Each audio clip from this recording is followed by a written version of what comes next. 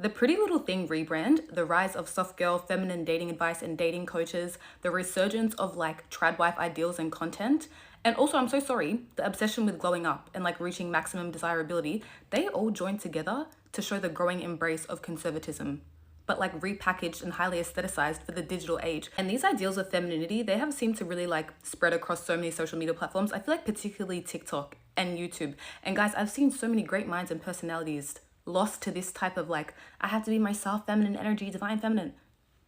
And don't get me wrong, I can understand that a lot of women adopt this mindset and worldview because of a disillusionment with neoliberal feminism, especially the type we've seen over the past decade, which really emphasized hustle culture, self-sufficiency, and even like corporate ambition. And maybe these women just prefer ease, luxury, and I don't know, traditional courtship.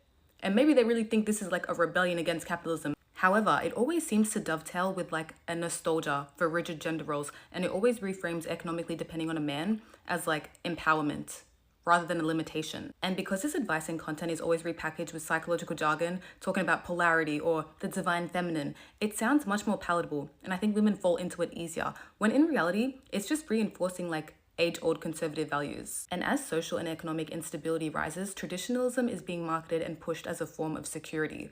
Whether it's like those cottagecore influences or those stay-at-home wives and girlfriends, I feel like there is an appeal in stepping away from the modern world and like the pressures of the modern world and embracing this very romanticized past. But guys, it literally is just that, romanticized. And because it's so romanticized, I feel like people overlook how these movements are linked to political conservatism and how they just like reinforce structures that have always like impeded upon women's independence.